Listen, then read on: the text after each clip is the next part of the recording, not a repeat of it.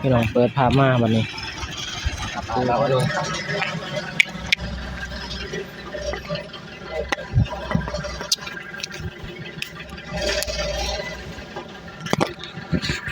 มาส่งอายพี่น้องซื้อบุญแล้วก็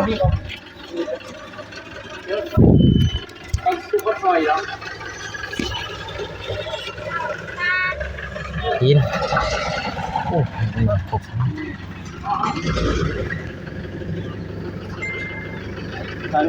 ไข่ใช่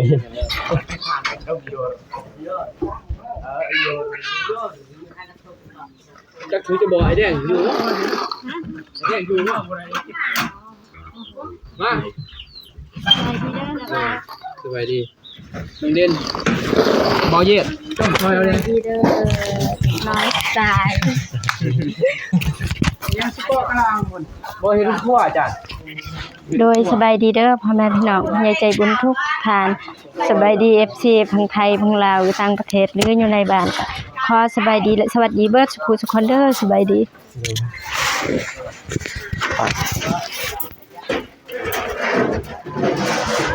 โอเคสบายดีเด้อกำลังสิถามนะบ่าวว่าสางแดงบ่ได้มาบ่ฮะเราพูดตอนมือได้หรอคุณลืมละมือบุ้มเหมือนมือได้หรอคุณลืมละลืมแล้วกล้าทราบมือลืม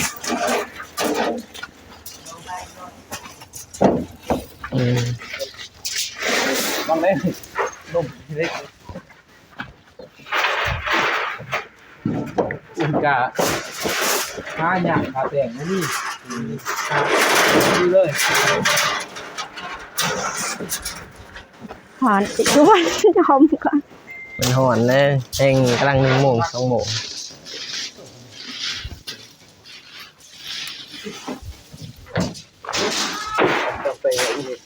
นับได้ส่งเลยโอ้ยไปหน่อยไปนี่ครับไปเลยไปหยาดเนาะไปดีแล้วเศร้าสอบไปเยอะแล้วบุญเศร้านี่18 สอบ18 สอบคนละสอบบ่ได้นักเลยเก่งมากอยู่ไปก่อน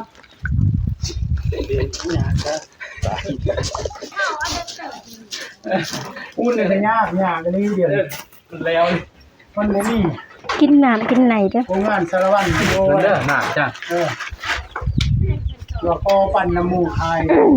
บ่มีหมดเนี่ยข้าวแต้งบ่มีข้าวแต้งข้าวเดียวหมดนี่ปุ้นสวรรค์ได้นี่สารวัตรบ่รอดเลยเลี้ยงบ่รอดเลยปีนี้มันเฮ็ดเดือนลายเด้อปี2026มีลายนะจักตัวได้แหละเฮ็ดลายก็ยันเขาสิขึ้นราคาก็บ่จักกติว่าบ่มีเขาเฮ็ดหมดเนาะเดี๋ยวราคามันขึ้นนั่นแหละเห็นบ่เครื่องอีหยังก็อย่าราคาสิขึ้นแต่เขาว่าบ่มีโลดอ่ะสุดท้ายมันก็มืดดอกโซนเป็นงานนี่แหละมันเป็นสวยจับกล่อง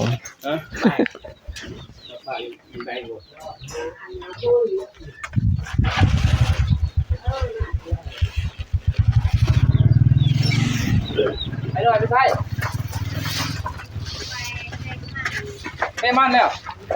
ข้าวเราบอกพี่เห็ดโอ้โหถูกใส่เศร้าแล้วพี่เห็ดไปเรียงมือเดียวเศร้าเลยเนาะ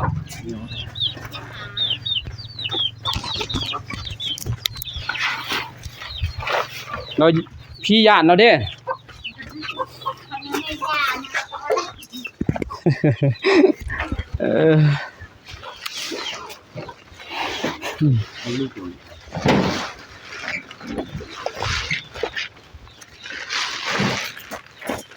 นักบ่จะน้อยไปซื้อM100 ดึกเอ็มร้อยแล้วไอ้เหยียดนี่คือไอ้แดงมาบ่ทันมาบ่แต่เฮือนบ่ตูนนี่เราไปเฮ็ดอยู่เพราะว่าเท่หมดเด้เสา โดย บางทีมื้ออื่น เบิ่งคลิปหน้าบ่าว เบิ่งอยู่บ่ เบิ่ง มื้ออื่นพุ่นแหละขยันสิมาเลย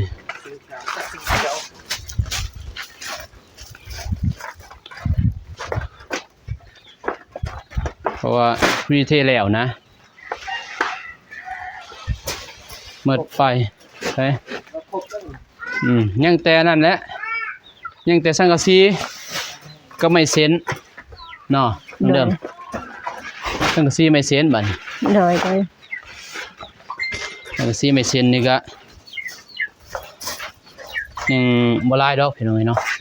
คือไว้แดงเพิ่นสิมาปาดอันนี้มื้อนี้มาปาด ไม่ ด้วยมาปาดใหม่เด้เอาใหม่เฮ็ดดิ่วเป็นดิ่วพี่น้องเอ้ย จักร้อยบอก นี่บ่350เลย350เป็นขั้วเด้ เอ้า ผู้ที่พ่อเนาะ ไม่พอ ขยันเรือขยัน เรือ เพราะว่าบ่กว้างนะนี่เดียว3เมตรซื่อ ตามบ่อยมันบ่แม่นธรรมดา ๆโดยแต่ว่าก็ขึ้นแอวซื้อเมตรหนึ่งนะก็เรือแหละ อาจจะตัวเอวนะตัวชุดก็ได้นี่ โดยขยันแล้วหมดเลย จ้ะ300นี่พอห้องน้ำน้องเดิมห้องน้ำน้องก็เลยก็เท่าใด250ไปซื้อขายซื้อนะยังเรือเห็นบ่อันก็2เมตร3เมตร2เมตร7นะ โดย ยังเรือโอเค กินน้ำกินไหน ขอบใจหลายเด้อจานเด้อขอบใจหลายด้วย อายุมันค่อยติดคู่มือที่มาตู้ โดยขอบใจหลายถ้าว่ามันบ่ถูกสิไปเปลี่ยนเด้อนั่นเด้อ ได้ เด็กตะปูนั่นแหละแต่บ่ได้แกะดอกถ้าเพิ่นว่าตะปูหา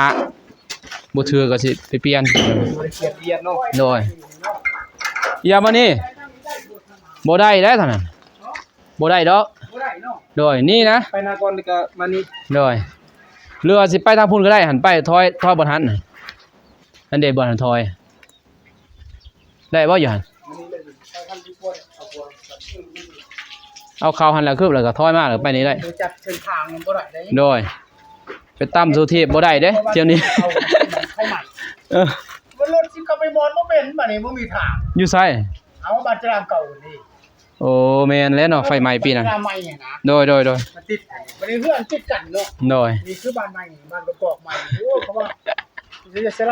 ะท้าดินนั่นเขาแม่นบ่ แม่นเลยผู้ใดก็ยิงหยาดผู้ใดก็ยิงไหลเนาะ ทางเขาไฟไหม้แล้วพี่น้องเอ้ยไปซื้อนั่นไปซื้อใช่น้องเด่นไปซื้อM100ให้M100อีหยังน้องเด่นอยากอะซื้อไปเลยซื้อM100อีหยังมาให้อาเยดเพิ่นนี่ไอ้คนรอพี่น้องเอ้ยประจำเลยนะอยู่นี่ล่ะบ่ได้ไปไสบ่บ่ได้ไปรับจ้างบ่ พักแล้วมือนี่ พักมื้อได้ไป เมื่อวานไปซีมัน 4มันเท่าได ปั่นมัน ปานมันพานมันบ่เท่าไดวันหนึง ไปซอยเขา ซอย ใส่ บ่ ปั่นมันไอ้น้อย ซอยปันมันไอ้น้อย โดย พี่น้องเอ้ยเนาะได้อยู่ติว่าเราเสียวซ่านอยู่เลยเราบ่ได้ให้ไผขับเด้พี่น้องเอ้ย อาจารย์เก่าบ่นงหน่วยการนะเราบ่ได้ให้ดอกผู้ใดจับรถเราเราจับโดยเฉพาะเราเองนะอย่างนี้ โดย แบบม่วนใจนะหมู่จับ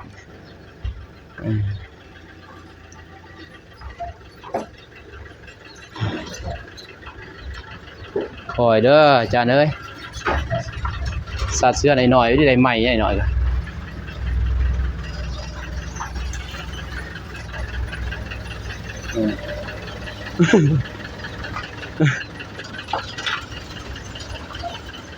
บ่เสียวซ่านไปนะ สัตว์เฮือนน้อยๆพี่งามเลยปู่หิวมาเกือบไปเด้มื้อนึงเอาหยุดเดี๋ยวนี้เจ้าหน้าที่เราถ่ายมื้อนึงมื้อนึง4อันนี้5บ่ยะกดก่อนก็ได้เมื่อยนั่งเดิมพี่น้องเอ้ยรีมาฮอดแล้วพี่น้องเนาะตอนนั้นลงนี่เบิ่งในคลิปเบาสายเด้อพี่น้องเด้อเพราะว่าโดยสบายดีโดยสบายดีเด้อพ่อแม่พี่น้องคุณยายใจบุญทุกท่านสบายดี FC ทั้งไทยทั้งลาวอยู่ต่างประเทศหรืออยู่ในบ้านก็ขอสบายดีและสวัสดีเบิดสุขคนเด้อสบายดีโดยยังไงเนาะในคลิปเบาสายนี่จมซื้อหมดไป3 ล้าน1 แสน50,000กีบเนาะ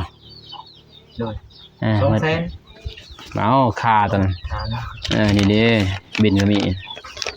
ค่าบวกนี่ค่ารถจะบ่แสน1มันถืออยู่3 ล้าน1 แสน50,000กีบค่ารถเงินบ่นุ่งเองจังได๋ตัวนี้แต่ว่าพอดีสอบ1 70ก็บ่แม่นดอกบ่นุ่งก็ตื่มแต่ 20,000 เองพอนี่ถึง70นี่ตอน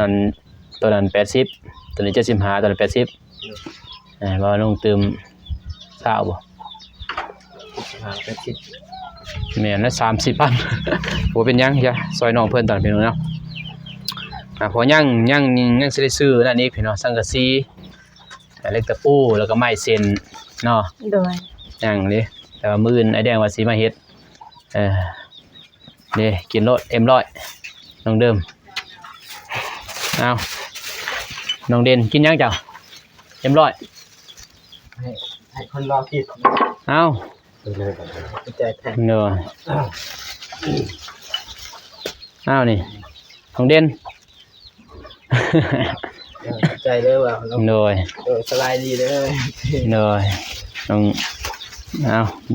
องเดิมเป็นหลายๆเด้อล่ะบ่าวกินM100นี่เลยเนาะตัวนี้บ่ใส่กินมั้ยจักหน่อยเนาะให้ไอ้คนรอเพิ่นเมื่อยแบกปูนล้างแล้วบ่มือกัดได้มันปูนนี่เอาลงข้างหลังอีกอย่างหมดไปยังแต่มื้ออื่นไอ้แดงว่าสิลงมานี่เนาะแต่ว่าแม่พิมพ์เพิ่นโทรมาหาบ่าวน้องเนาะว่าไอ้แดงสิมามื้อนี้ว่าสิมาแต่บ่เห็นหน้าแล้วบ่ทันมาบ่แต่เฮือนบ่ตูมยังทันมาคือจังไงเนาะยังผู้สาวน้อยจังเว้ยยิ้มเลยอยู่อย่าไปอยู่ใกล้ปูนได้ยังเป็นตุ่มอีกเนาะปูนกัดอีกได้เด้อยังปูนกัดตื่มไม่ได้พี่น้องเนาะมีแต่ไอ้น้องเดิมผมขอบใจทางแม่เพิ่นนั่นแหละอันนี้จะเป็นแม่พิมพ์แม่นบ่ตามเพิ่นว่าซื้อปูนซื้อเลขซื้ออันนี้แม่พิมพ์ตอนนั้นเฮียชายแม่ใหม่อันนี้แม่พิมพ์พี่เนาะก็ผมขอบใจทางแม่เพิ่นเด้อเพิ่นตัวสงสารเฮ็ดเป็นครัวให้น้องเดิมน้องเด่นเนาะเพิ่นครัวเก่าก็ได้อยู่แต่มันอีหยังเพิ่นว่าอันตรายนะแต่ว่าน้องเว้าอันว่าจะเฮ็ดลงในนั้นเนาะแต่ว่าแม่เพิ่นว่าลงในนี้ก็สมมุติว่าแล้วกันก่อนี่คือเก่าเนาะลงในนี้ก็คือเก่าแล้วกับเพิ่นครัวตอนนั้นแม่นบ่ถ้าเฮ็ดลงเลยก็แน่พี่น้องแต่ว่าแม่เพิ่นน่ะเฮ็ดจุเขาเลยก็แล้วแต่เขาบ่เข้าใจเพิ่นนั่นแหละเพิ่นก็เบิ่งอยู่โดยก็ขอบคุณเด้อแม่พิมพ์แม่ฮักน้องเดิมที่ซัพพอร์ตน้องเดิมโดยมาตลอดก็ขอให้อยู่เย็นเป็นสุขกายสุขใจความเจ็บอย่าได้ความไข้อย่ามีให้หังให้มีโศกให้มานให้ร่ำให้รวยเฮ็ดเวียกการงานอันใดก็ขอให้ประสบผลความสำเร็จเจริญรุ่งเรืองให้อายุมันขวัญยืนตลอดปีตลอดไปปรารถนาสิ่งใดได้สิ่งนั้นดังสมปรารถนาเด้อสาธุขอบอกขอบใจหลายๆทางน้าบ่าวน้องแล้วก็น้องชายที่มาซอยน้องเดิมตลอดขอให้สุขภาพแข็งแรงจะเจ็บจะจนเด้อสาธุ เลยอย่างนี้เนาะมาน้องเด่นกินแล้วเบิดดอกขอบใจทางแม่เพิ่นเด้เด้อนี่นั่งอยู่นี่ขอบใจทางแม่โดยทางแม่พิมพ์เพิ่นเด้อซอยกับแม่ใหม่นะกับแม่ใหม่แม่อินดี้ตันเด้อผมเข้าใจเพิ่นเด้อ ขอบคุณทางแม่พิมพ์แล้วก็แม่ไม้เอ็นดีเด้อที่ช่วยเหลือน้องเดิมเอ้ยเดิมแล้วก็น้องเป็นที่ซัพพอร์ตมาตลอดขอให้แม่พิมพ์และแม่ไม้เอ็นดีจงมีแต่สุขภาพแข็งแรงความเจ็บอย่าได้ความไข้อย่ามี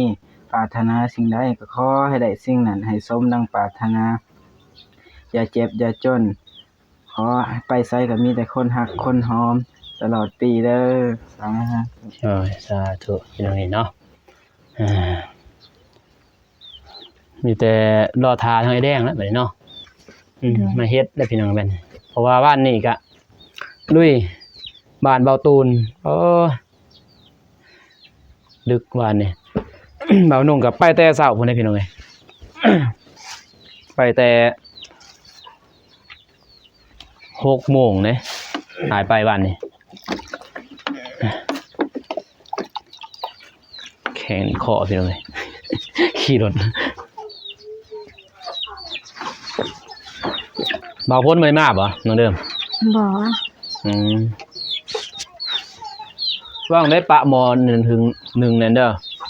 แบ่ซุบหัวใส่ หาบ่เห็นได้พี่น้องเอ้ยเนาะมั่งได้แบ่นี่มีแต่อันนี้แหละพี่น้องเอ้ยเนาะซอยก็มีแต่แดงผู้เดียวบ่เฮ็ดนี่บ่เราก็บ่ได้อยู่นี่โทรหาแล้วก็บ่ติดมื้อนึงพี่น้องเอ้ยนะบ่โทรเพราะว่าคันว่าจะน้อยสิโทรอีกจังได๋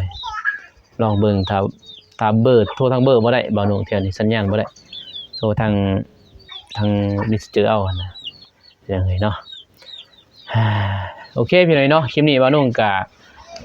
สิจบคลิปเพียงเท่านี้ก่อนพ่อแม่พี่น้องเนาะก่อนอื่นหมดก็ขอบใจทางผู้ใหญ่ใจบุญทุกท่านเนาะแล้วก็ที่สำคัญก็คือแม่พิมพ์พี่เนาะแล้วก็แม่ฮักทางน้องเดิมแหละเนาะที่ให้ทางบ่น้องมาเป็นสะพานบุญในครั้งนี้ก็ขอให้แม่เพิ่นทางแม่ใหม่ทางแม่พิมพ์อยู่ดีมีแรงเด้อเนาะความเจ็บอย่าได้ความไข้อยู่สิมีคอยหังให้มีคอยร่ำให้รวยนอนให้ได้เงินหมื่นตื่นให้ได้เงินแสนแม่นมือมาได้แก้วนี้สวดถอนหายก็จะได้มาเบียดเบียนเสน่ห์จะได้ก็จะได้มาไกลเด้อแม่เด้อเนาะสาธุความครัวเด้อโอเคพี่เลยเนาะคลิปนี้บ่าวน้องกับน้องๆก็สิจบคลิปเพียงเท่านี้ก่อนพอแม่พี่เนาะพบกันใหม่คลิปหน้าคลิปนี้ขอกล่าวคำว่าสบายดีพี่น้องไปบ๊ายบาย